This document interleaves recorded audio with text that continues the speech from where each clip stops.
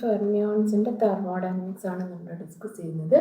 കഴിഞ്ഞ ക്ലാസ്സിൽ നമ്മൾ പറഞ്ഞായിരുന്നു സി വി എങ്ങനെയാണ് നമ്മൾ എടുക്കുന്നത് എന്നുള്ളത്.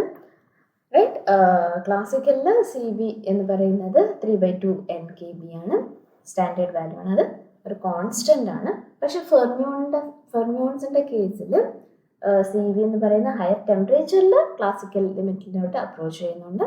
പക്ഷേ ലോവർ ടെമ്പറേച്ചറിൽ അങ്ങനെയല്ല. സി വി എന്ന് പറയുന്നത് എന്താണ് ഒരു ഇൻക്രീസിങ് ഫംഗ്ഷനാണ് എന്നുള്ളത് നമ്മൾ കഴിഞ്ഞ ക്ലാസ്സിൽ കണ്ടായിരുന്നു. ഓക്കെ, അതായത് അതിൻ്റെ ബേസിക് ആയിട്ടുള്ള കാര്യം എന്ന് പറഞ്ഞാൽ എന്താണ്, very high temperature and or very low density ആണെങ്കിൽ ഫെർമിയോൺസ് നോൺ ഡീജനറേറ്റ് ആണ്. അതായത് ക്ലാസിക്കൽ ഐഡിയൽ ഗ്യാസിന് ഇക്വലൻ്റ് ആണ്.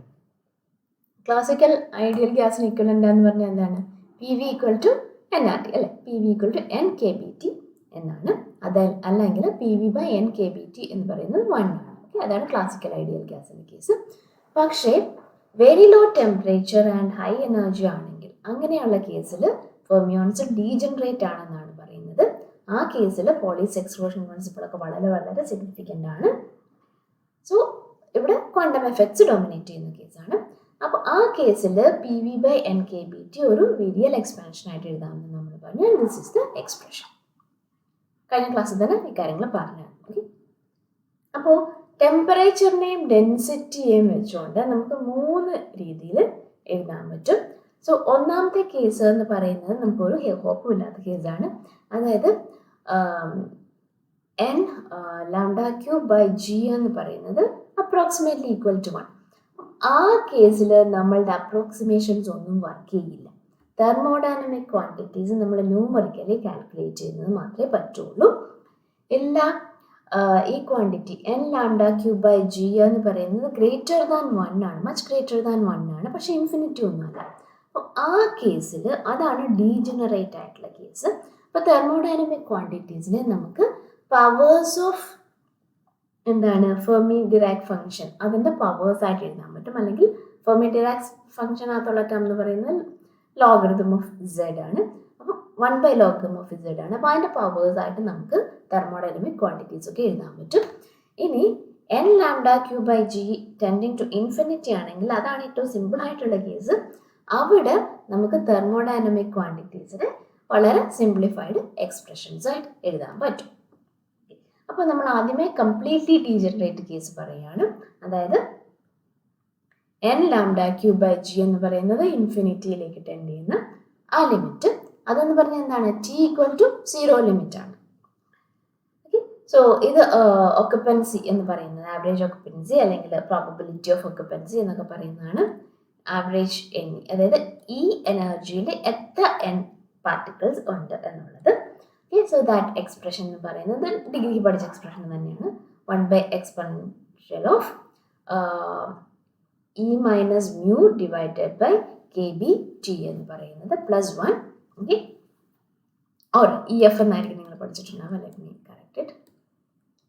EF or mu doesn't matter. Chemical potential at absolute 0 ആണ് mu എന്ന് ഞാൻ എഴുതി വെച്ചിരുന്നത്. അത് തന്നെയാണ് Fermi energy. Okay, so completely degenerate കേസിൽ, അതായത് അബ്സല്യൂട്ട് 0 ടെമ്പറേച്ചറിൽ occupancy 1 for energy less than Fermi energy, 0 for energy greater than Fermi energy. Okay, നമ്മളിങ്ങനത്തെ ഒരു പടം പണ്ട് വരെ വരച്ചിട്ടുണ്ട്. അതായത് ആവറേജ് ഒക്കുപ്പൻസി y ആക്സിസിൽ എഴുതുന്നു, x ആക്സിസിൽ എനർജി ആണ്, അറ്റ് T=0 കെൽവിനിലാണ് ഇത് വരയ്ക്കുന്നത്. അതായത് എനർജി ഫെർമി എനർജിയെക്കാളും കുറവായിട്ടുള്ള സ്റ്റേറ്റ് എല്ലാം ഫുള്ളി ഓക്യുപ്പൈഡ് ആണ്. പ്രോബബിലിറ്റി ഓഫ് ഒക്കുപ്പൻസി എന്ന് പറയുന്നത് 1 ആണ്. Energy greater than Fermi energy ഉള്ള എനർജി ലെവൽസ് എല്ലാം 0 ഓക്യുപ്പൻസി ആണ്. പ്രോബബിലിറ്റി ഓഫ് ഒക്കുപ്പൻസി 0 ആണ്. ആൻഡ് ഫെർമി എനർജിയുടെ എക്സ്പ്രഷനും നമ്മൾ കാണാപ്പാഠം പഠിച്ചിട്ടുണ്ട്. സോ ഫെർമി എനർജി എന്ന് പറയുന്നത് അറ്റ് അബ്സല്യൂട്ട് 0യിൽ നമുക്ക് ഒരു ഫെർമിയോൺസിൻ്റെ സിസ്റ്റം തന്നേക്കാണെങ്കിൽ ഓരോ എനർജി ലെവലിലും നമുക്ക് ഓരോ പാർട്ടിക്കിൾസിനെ വയ്ക്കാൻ പറ്റുള്ളൂ. ഞാൻ 2 പാർട്ടിക്കിളിനെ വരച്ചേക്കുന്ന 2 സ്പിന്നുണ്ട് എന്നുള്ള അസംഷനാണ്. സോ അങ്ങനെ എന്താണ് ഏറ്റവും ലോവസ്റ്റ് എനർജി ആണ് നമ്മൾ അബ്സല്യൂട്ട് സീറോ ടെമ്പറേച്ചറിൽ പ്രതീക്ഷിക്കുന്നത്. പക്ഷെ ഫെർമിയോൺസിന്റെ കേസിൽ ഗ്രൗണ്ട് സ്റ്റേറ്റിൽ തന്നെ എല്ലാ പാർട്ടിക്കിൾസിനും പോയി ഇരിക്കാൻ പറ്റില്ല. അതാണ് ഫെർമിയോൺസിന്റെ പ്രത്യേകത. എന്താണ്? ഒരു ലെവലിൽ ഒരു പാർട്ടിക്കിളിന് ഇരിക്കാൻ പറ്റുള്ളൂ, രണ്ടാമത്തെ പാർട്ടിക്കിളിന് സെയിം ലെവലിൽ ഇരിക്കാൻ പറ്റില്ല. അപ്പൊ അതുകൊണ്ട് തന്നെ ഓരോ എനർജി ലെവലിലും ഓരോ പാർട്ടിക്കിളിനെ ഇരുത്തി, അഗെയിൻ രണ്ടെണ്ണം വെച്ചേക്കുന്നത് എന്തുകൊണ്ടാണ്? രണ്ട് സ്പിൻ കൺസിഡർ ചെയ്യുന്നതുകൊണ്ടാണ് ഞാൻ രണ്ട് പാർട്ടിക്കിൾസിനെ ഇരുത്തിയേക്കുന്നത്. അപ്പ് സ്പിനും ഡൗൺ സ്പിനും അങ്ങനെയാണല്ലോ നമ്മൾ സാധാരണ എഴുതുക. ഓക്കെ, പറഞ്ഞു വന്നത് ഓരോ എനർജി ലെവലിലും നമുക്ക് ആ ഒക്കുപ്പൻസിക്ക് ലിമിറ്റ് ഉണ്ട്. അങ്ങനെ ഗ്രൗണ്ട് സ്റ്റേറ്റിൽ ഈ എക്സാമ്പിൾ രണ്ട് പാർട്ടിക്കിൾസിനെ ഇരുത്തിയിട്ടുണ്ട്. അടുത്ത സ്റ്റേറ്റിലാണെങ്കിലും ഫസ്റ്റ് എക്സൈറ്റഡ് അങ്ങനത്തെ സ്റ്റേറ്റിലാണെങ്കിൽ എന്താണ്? രണ്ട് പാർട്ടിക്കിൾസിനെ മാക്സിമം ഇരിക്കാൻ പറ്റുള്ളൂ. അങ്ങനെ ഇരുന്ന് പാർട്ടിക്കിൾസ് എല്ലാം ഫൈനലി ഒക്കുപ്പൈ ചെയ്യുന്ന ഒരു എനർജി ലെവലുണ്ട്. ആ എനർജി ലെവലാണ് എന്ത്? ഫെർമി എനർജി ലെവൽ എന്ന് പറയുന്നത്. അതായത് at t equal to 0 all energy levels up to EF fully occupied ആയിരിക്കും. അതായത് ഫെർമി ഡിറാക് സിസ്റ്റം എന്ന് പറയുന്നത് quiet live even at t equal to 0. എന്തുകൊണ്ടാണ് ക്വയറ്റ് ലൈവ് എന്ന് പറയുന്നത്? t equal to 0യിൽ സാധാരണ സിസ്റ്റങ്ങൾ, ക്ലാസിക്കൽ സിസ്റ്റം ആണെങ്കിലും ശരി, നമ്മളുടെ ബോസ്-ഐൻസ്റ്റൈൻ സിസ്റ്റം ആണെങ്കിലും ശരി, എല്ലാം ഗ്രൗണ്ട് സ്റ്റേറ്റിൽ ഇരിക്കാനാണ് ശ്രമിക്കുന്നത്. പക്ഷേ ഫെർമിയോൺസിന് ഗ്രൗണ്ട് സ്റ്റേറ്റിൽ എല്ലാത്തിനും കൂടെ പോയിരിക്കാൻ പറ്റില്ല. ആൻഡ് ഈ അബ്സല്യൂട്ട് സീറോ ടെമ്പറേച്ചറിൽ ഫെർമി എനർജിക്ക് മുകളിലുള്ള ഒരു സ്റ്റേറ്റിലും ഒരു പാർട്ടിക്കിൾ പോലും ഇരിക്കുന്നില്ല. അതാണ് നമ്മളിവിടെ വരച്ചേക്കുന്നത്. ഓൾറെഡി വരച്ച ഡയഗ്രം തന്നെയാണ് നമ്മൾ വരച്ചോളൂ. ഇനി ഇതുമായിട്ട് റിലേറ്റ് ചെയ്തിട്ട് ഫെർമി ടെമ്പറേച്ചറിനും ഫെർമി മൊമെന്റം എന്നൊക്കെയുള്ള ക്വാണ്ടിറ്റീസ് നമുക്ക് ഡിഫൈൻ ചെയ്യാം. ഫെർമി എനർജിക്ക് കറസ്പോണ്ടിങ് ആയിട്ടുള്ള ടെമ്പറേച്ചറാണ് ഫെർമി ടെമ്പറേച്ചർ. ഫെർമി എനർജിക്ക് കറസ്പോണ്ടിങ് ആയിട്ടുള്ള മൊമെന്റ് ആണ് ഫെർമി മൊമെന്റം. ഗ്രൗണ്ട് സ്റ്റേറ്റ് എനർജിയെ നമുക്ക് ഫെർമി എനർജിയുടെ ടേംസിൽ എക്സ്പ്രസ് ചെയ്യാൻ പറ്റും. This is the expression 3/5 NEF. N എന്ന് പറയുന്ന number of particles in the system ആണ്. ഇത് കാണപ്പെടാൻ പഠിച്ചു വെച്ചാൽ ആവശ്യം വരും. അതേപോലെ ഗ്രൗണ്ട് സ്റ്റേറ്റ് പ്രഷർ എന്ന് പറയുന്നത് it goes like 2/5 NEF. N is the number density. And that goes like EF നെ സബ്സ്റ്റിറ്റ്യൂട്ട് ചെയ്ത് കഴിഞ്ഞാൽ that goes like n to the power 5/3 എന്ന് കിട്ടും. അതായത് ഗ്രൗണ്ട് സ്റ്റേറ്റ് പ്രഷർ എന്ന് പറയുന്നത് നമ്മളുടെ number density to the power of 5/3. വളരെ ഇമ്പോർട്ടൻ്റ് ആയിട്ടുള്ള ഒരു റിലേഷനാണിത്. ഇനി നമ്മൾ സ്മോൾ ബട്ട് ഫൈനൈറ്റ് ടെമ്പറേച്ചർ എടുക്കുകയാണ്. അതായത് ഈ ക്വാണ്ടിറ്റി n λ/g എന്ന് പറയുന്നത് ഇൻഫിനിറ്റി അല്ല, പക്ഷെ മച്ച് ഗ്രേറ്റർ ദാൻ 1 ആണ്. അപ്പം ആ കേസിൽ തെർമോഡൈനമിക് ക്വാണ്ടിറ്റീസ് എല്ലാം നമുക്ക് asymptotic expansion of the functions of Fermi Dirac ഫങ്ഷൻസിൻ്റെ കേസിൽ എക്സ്പാൻഷനായിട്ട് നമുക്ക് എഴുതാൻ പറ്റും. ഓക്കെ, അപ്പം ആ കേസിൽ എന്താണ് എനർജി അപ് ടു, നമ്മൾ നേരത്തെ പറഞ്ഞ എന്താണ് energy up to, let me draw that. So കുറേ എനർജി ലെവൽസ് നമ്മൾ കാണിക്കുകയാണ്. ഇനി അബ്സല്യൂട്ട് സീറോ ടെമ്പറേച്ചറിലായിരുന്നെങ്കിൽ എനർജി അപ് ടു EF, ഇതാണ് EF എന്ന് വിചാരിക്കാം, അതുവരെ ഒക്കുപ്പൈഡ് ആയിരുന്നു. ഓക്കെ, ഇനി ടെമ്പറേച്ചർ കൂട്ടുകയാണെന്ന് വിചാരിക്കും. ടെമ്പറേച്ചർ കുറച്ച് കൂട്ടിക്കഴിഞ്ഞപ്പോഴേക്കും ഈ പാർട്ടിക്കിളിന്, ഫോർ എക്സാമ്പിൾ ഇതിന് എന്ത് ചെയ്യാൻ പറ്റും? ഇതിന് എക്സൈറ്റഡ് സ്റ്റേറ്റിലേക്ക് ചാടാൻ പറ്റും. റൈറ്റ്, കുറച്ചും കൂടി ടെമ്പറേച്ചർ കൂട്ടിക്കഴിഞ്ഞാൽ മേ ബി ഇതും എക്സൈറ്റഡ് സ്റ്റേറ്റിലേക്ക് ചാടാൻ പറ്റും. ഓക്കെ, അപ്പം ഇവിടെ ഒരു വേക്കൻസിയും വരും, ഇവിടെ പാർട്ടിക്കിൾസ് വന്നിരിക്കുകയും ചെയ്യും. ഈ ഫെർമി എനർജിയുടെ തൊട്ടടുത്തുള്ള പാർട്ടിക്കിൾസ് ആണ്. ഫെർമി എനർജിയിലോ അതിന് തൊട്ട് താഴെയുള്ള പാർട്ടിക്കിൾസ് ആയിരിക്കും എന്ത് ചെയ്യുന്നത്? ഈ ഹയർ ലെവൽസിലേക്ക് പോകുന്നത്. അതായത് ഏറ്റവും ഗ്രൗണ്ട് സ്റ്റേറ്റിൽ ഇവിടെ ഇരിക്കുന്ന പാർട്ടിക്കിളിന് നേരെ ഇങ്ങോട്ട് ചാടാൻ പറ്റില്ല. റൈറ്റ്, അതായത് ഫെർമി എനർജി ഉണ്ടായിരുന്നു, ഫെർമി എനർജിയുടെ തൊട്ട് താഴെ എനർജി ഉള്ള സ്റ്റേറ്റുകളുടെ ഒക്കുപ്പൻസി 1 ഇവിടെ ആയിരുന്നു 1 ആരും 1 കുറച്ചൊന്ന് കുറയും. ഫെർമി എനർജിയുടെ തൊട്ട് മുകളിലുള്ള സ്റ്റേറ്റുകളുടെ ഒക്കുപ്പൻസി കുറച്ചൊന്ന് കൂടും. ഇവിടെ എത്ര കുറയുന്നു എക്സാക്ട്ലി അത്ര തന്നെ ഇവിടെ കൂടും. അതുകൊണ്ട് തന്നെ നിങ്ങൾ ഈ ഡയഗ്രാം വരയ്ക്കുമ്പോൾ ശ്രദ്ധിച്ചോളുക. അറ്റ് അബ്സല്യൂട്ട് സീറോ എന്ന് പറയുന്നത് ഒരു ബോക്സ് പോലത്തെ കേസായിരുന്നു അല്ലെ.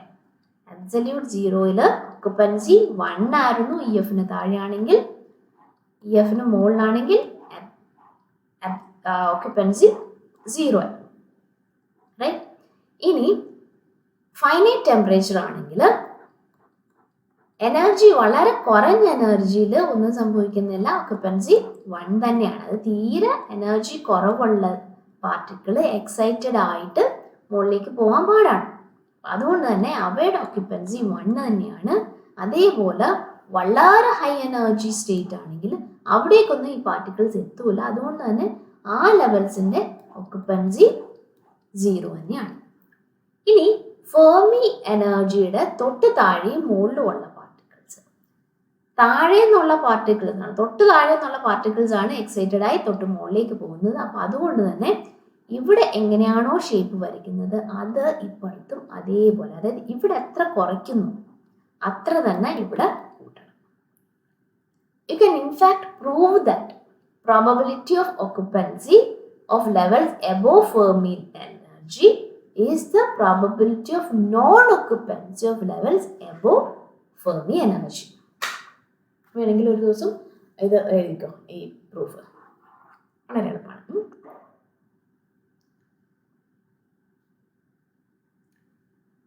ഓൾറൈറ്റ്. സോ ഈ കേസിൽ നമ്മൾ സ്പെസിഫിക് ഹീറ്റ് എഴുതുകയാണെന്ന് വിചാരിക്കുക. സ്പെസിഫിക് ഹീറ്റ് എന്ന് പറയുന്നത് നമുക്ക് ഞാൻ പറഞ്ഞാൽ എന്താണ്, ഈ കാര്യങ്ങളെല്ലാം തെർമോഡൈനമിക് ക്വാണ്ടിറ്റീസ് എല്ലാം asymptotic powers of epsilon E എഫിന് പവേഴ്സ് ആയിട്ട് നമുക്ക് എഴുതാൻ പറ്റും. റൈറ്റ്. സോ ഈ കേസിൽ CV by NKB എന്ന് പറയുന്നത് π²/2 kBT divided by EF plus higher order terms ഉണ്ട്. അപ്പോൾ നമ്മൾ ഈ ഹയർ പവേഴ്സ് എല്ലാം നെഗ്ലക്റ്റ് ചെയ്താണ് CV എന്ന് പറയുന്നത് NKB പിന്നെ മൾട്ടിപ്ലൈഡ് ബൈ പൈ ഉണ്ട്, π²/2 ഉണ്ട്, അത് കോൺസ്റ്റന്റ് ആണ്. KB കോൺസ്റ്റന്റ് ആണ്. EF എന്ന് പറയുന്നതും ഒരു കോൺസ്റ്റന്റ് ആണ്. അത് പറഞ്ഞപ്പോൾ വേറെ കാര്യം കൂടെ പറയാൻ ഈ ഡയഗ്രത്തിനകത്ത്. അതായത് ഏത് ടെമ്പറേച്ചർ ആയിക്കോട്ടെ ഈ ഫെർമി എനർജിക്ക് കറസ്പോണ്ടിങ് ആയിട്ട് നമ്മൾ അനദർ ടെമ്പറേച്ചറിന്റെ curve, another temperature I can draw a curve like this, right?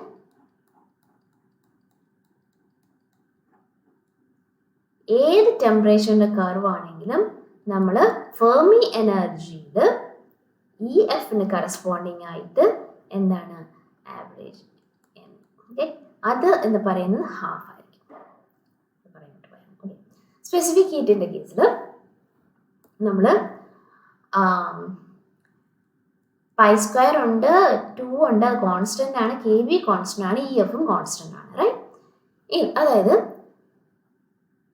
Even at low temperature ആണ്. ഓക്കെ. അപ്പോൾ ഹയർ പവേഴ്സ് ഒക്കെ നമ്മൾ നെഗ്ലക്റ്റ് ചെയ്താൽ പോലും CV depends on temperature. In contrast classical ideal ഗ്യാസിൻ്റെ കേസിൽ ക്ലാസിക്കൽ ഐഡിയൽ ഗ്യാസിൻ്റെ കേസിൽ CV was a constant. It was not temperature dependent. Why am I writing like this?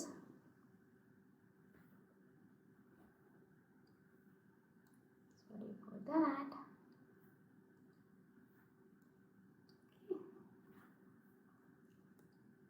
Yeah. Classical ideal gas in the case, CV എന്ന് പറയുന്ന ഒരു constant ആണ്. Okay. അല്ലെങ്കിൽ CV by NKB എന്ന് പറയുന്നത് എന്താണ്, 3/2 കോൺസ്റ്റന്റ് ആണ്.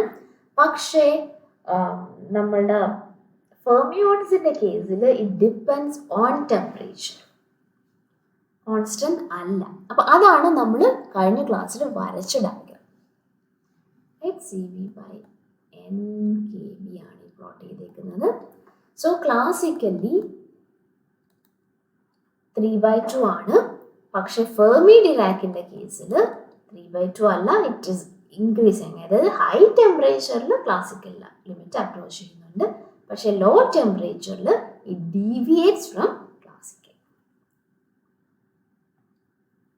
ഇനി ഹെൽമോൾട്ട്സ് ഫ്രീ തെർമോഡൈനാമിക് ക്വാണ്ടിറ്റീസ് ആണ് നമ്മൾ എഴുതുന്നത്. അതുകൊണ്ട് തന്നെ ഹെൽമോൾട്ട്സ് ഫ്രീ എനർജി എഴുതുകയാണ്.